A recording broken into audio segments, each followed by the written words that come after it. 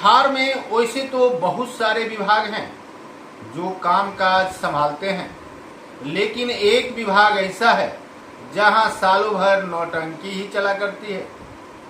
इस विभाग का नाम है शिक्षा विभाग। शिक्षा विभाग में जहां नौटंकी का दौर सालों भर चलता रहता है, वहीं इस विभाग के यदि हम कहें तो हीरो शिक्षक हैं और विलेन भी शिक्षक ही हैं। अर्थात शिक्षा विभाग में एक पद शिक्षक का है जिसकी नखरा आप यदि सुने और देखें तो आपको लगेगा कि सबसे अधिक मेहनत ये शिक्षक ही करते हैं। सोचने वाली बात यह है कि बिहार सरकार के अन्य कार्यालय भी हैं। पुलिस विभाग में पुलिस को 24 घंटे ड्यूटी का पीरियड होता है, जबकि अंचल, अनुमंडल, प्रखंड में भी प्रतिदिन ड्यूटी लगानी पड़ती है। लेकिन शिक्षा विभाग में आप देखेंगे तो 365 दिन के जो साल होते हैं, लीप ईयर को छोड़कर, उसमें विभिन्न प्रकार की छुट्टियों का दौर होता है। फिर भी शिक्षक इतने नखरे करते हैं कि लगता है कि सबसे अधिक शिक्षक ही कोई काम कर रहा हो। अब देखिए, पूरे साल में आपको शिक्षकों को 52 सप्ताह में 52 रविवार की छुट्टियां मिलती है। ये छुट्टी प्राय विभागों में मिलती है, इसलिए आप इसे नजरअंदाज भी कर सकते हैं। इसके बाद आपको गर्मी की छुट्टी मिला करती है। गर्मी छुट्टी के बाद हीट वेव छुट्टी का प्रचलन चल पड़ा है, अर्थात अधिक गर्मी और लू के कारण हीट वेव के रूप में भी अब छुट्टियां होने लगी है। अतिवृष्टि की छुट्टी मिलने लगी है, अर्थात बारिश अधिक हुई और लगातार हो रही है तो सरकार इसकी भी छुट्टी की घोषणा कर दे रही है। अति ठंड की छुट्टी मिलने लगी है। इस प्रकार से आप देखेंगे तो ये 3 छुट्टियां बढ़ गई है। पर्व त्योहार की छुट्टी अलग से है। महिला शिक्षकों के लिए मातृत्व अवकाश है। विशेषावकाश की छुट्टी भी है, अर्थात महिला शिक्षकों के लिए विशेषावकाश की भी छुट्टी है। कहा जाता है कि न्यूनतम 25,000 से 1,20,000 रुपए तक सैलरी पाने वाले ये शिक्षक साल भर में कितनी छुट्टियां लेते हैं और इसके बावजूद भी ये छुट्टी का ही रोना रोते हैं। कहा जाता है कि आकस्मिक अवकाश के लिए भी 16 दिन का अवकाश होता है।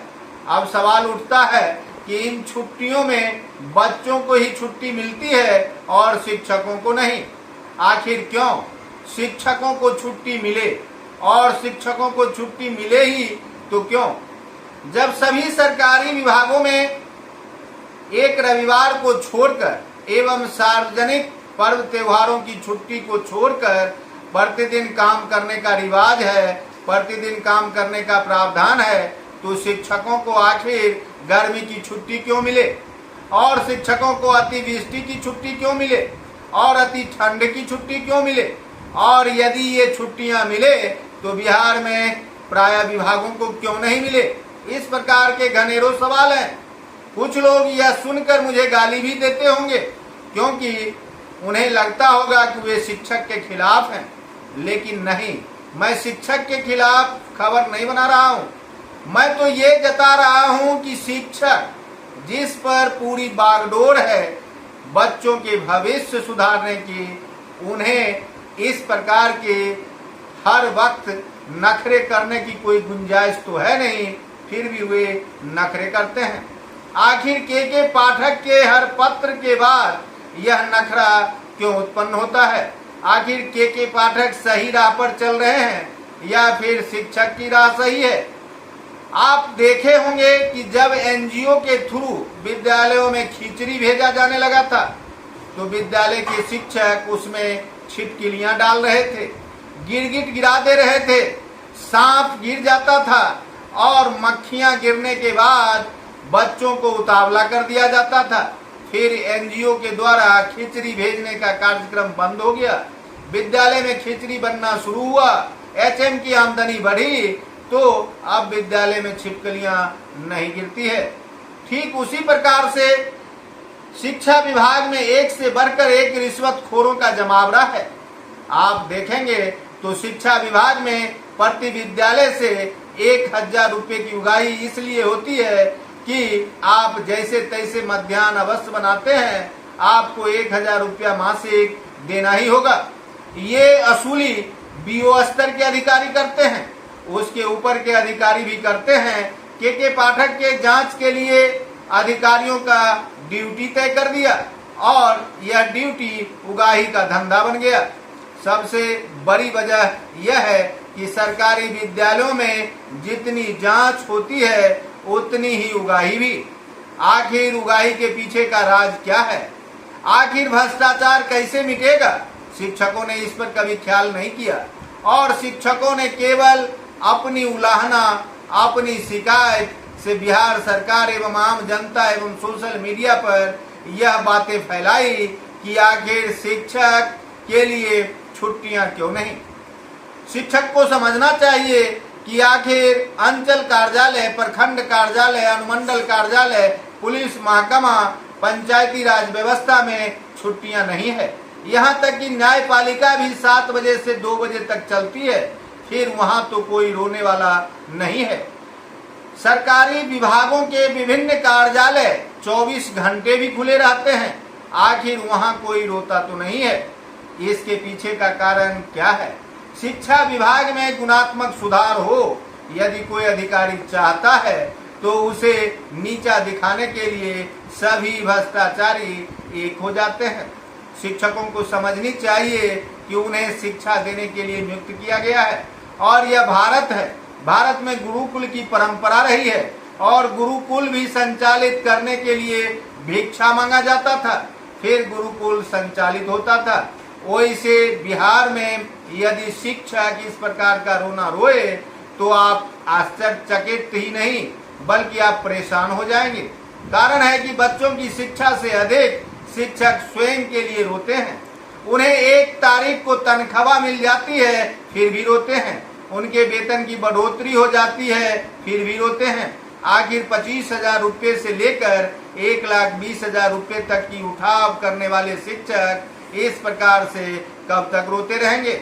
वे तो इस समाज के हीरो हैं, लेकिन वे विलेन बनना क्यों चाहते हैं? शिक्षकों को आत्म संतुष्टि के लिए, शिक्षकों को आत्म संयम के लिए, शिक्षकों को अपने समाज के निर्माण के लिए, शिक्षकों को व्यवस्था में सुधार के लिए अपने आप में सुधार करने की जरूरत है। और यह जरूरत जिस दिन पूरा हो गया उस दिन शिक्षक नहीं रोएंगे बल्कि अधिकारी ही रोना शुरू कर देंगे।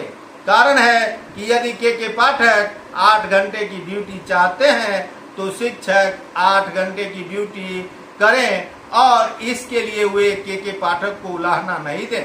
फिर क्या है, समाज के लोगों की नज़र में शिक्षक देवता के समान हो जाएंगे, लेकिन शिक्षक हमेशा रोना ही रोते हैं।